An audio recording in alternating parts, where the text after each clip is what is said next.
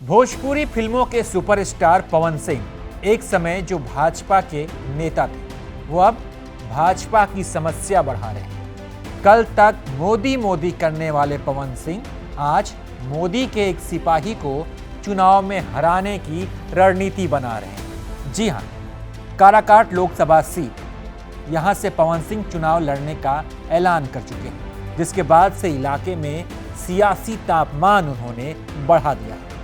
Karakat Lok Sabha seat से NDA ने राष्ट्रीय लोकदल मोर्चा के अध्यक्ष उपेंद्र कुशवाहा को उम्मीदवार बनाया है।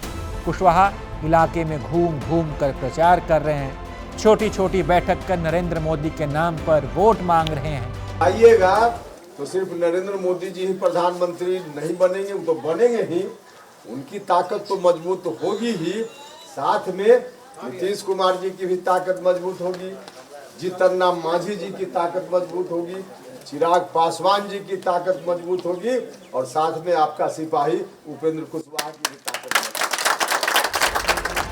ऐसे में सवाल है कि भाजपा के नेता और गायक पवन सिंह ने क्या एनडीए उम्मीदवार उपेंद्र कुशवाहा को हराने की मंशा से चुनाव लड़ने का ऐलान किया है।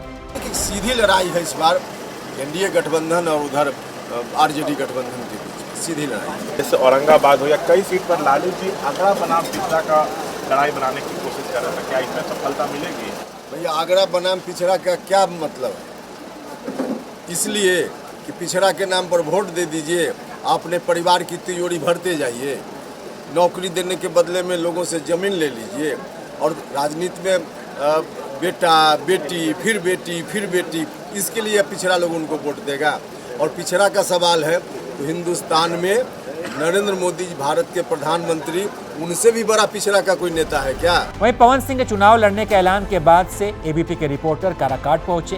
काराकाट के लोगों के मन में क्या है, आपको खुद सुनना चाहिए। पवन सिंह ने ऐलान कर दिया है कि हम काराकाट से लोकसभा चुनाव लड़ेंगे। ठीक है, ऐलान किए हैं, लेकिन हम लोग को हमारे तरफ और हम जो हैं सो मोदी जी के कुशवाहा जी को देंगे। कुशवाहा जी के पार्टी भारी है। पवन सिंह को यहाँ नहीं देंगे, उनको नहीं वोट।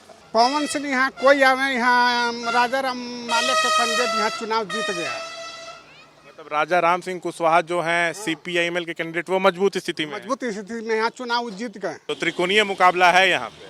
कोई त्रिकोणीय मुकाबला नहीं है, यहाँ तेजस्वी लहर है, यहाँ आरजेडी का सब समर्थन वाला वोट मिलेगा राजा राम जी को। भोजपुरी फिल्मों का पावर स्टार कहा जाता है। नहीं, हम लोग भाजपा समर्थित जो उम्मीदवार रहेगा उसको वोट देंगे। यहाँ तो उपेंद्र कुशवाहा हैं एनडीए से प्रत्याशी, उपेंद्र कुशवाहा को देंगे। पवन सिंह यहाँ कोई फैक्टर कोई नहीं, कोई जानबे नहीं करता है, नाम तो खाली सुनता है। पवन सिंह के चेहरों देखा है कोई आदमी। अब आपको काराकाट लोकसभा सीट का गणित समझाते हैं। काराकाट की जातीय गणित को देखें तो यहाँ 3 लाख यादव वोटर हैं, कुर्मी कोयरी वोटरों की संख्या करीब 2.5 लाख है, राजपूत वोटर 2.5 लाख है, वैश्य वोटरों की संख्या 2 लाख है, मुस्लिम आबादी भी करीब 1.5 लाख है। काराकाट में एनडीए से उपेंद्र कुशवाहा हैं, तो महागठबंधन ने माले से राजाराम कुशवाहा को उम्मीदवार बनाया है। 2 कुशवाहा नेताओं के बीच राजपूत जाति से आने वाले भोजपुरी स्टार पवन सिंह उतरते ही लड़ाई को त्रिकोणीय बनाने की कोशिश कर रहे हैं, लेकिन क्या ये हो पाया है?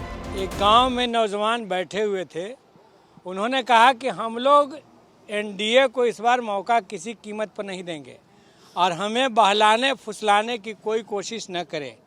हम बहुत गंभीर हैं कि रोजगार देने वाली सरकार को हम ले आएंगे, इंडिया गठबंधन को ले आएंगे। अभी हम मजाक के और किसी भी तरह के नाच गान के मूड में नहीं हैं।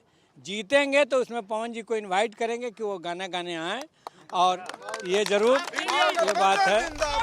पवन सिंह को पिछले महीने भाजपा ने पश्चिम बंगाल की आसनसोल सीट से उम्मीदवार बनाया था, लेकिन अगले ही दिन उन्होंने चुनाव लड़ने से मना कर दिया था। अभी पवन सिंह बीजेपी में ही हैं, और ऐसे में अगर पार्टी में रहते हुए चुनाव लड़ते हैं तो फिर पार्टी के लिए परेशानी खड़ी कर सकते हैं। पवन सिंह ने अभी तक भाजपा से त्याग पत्र नहीं दिया।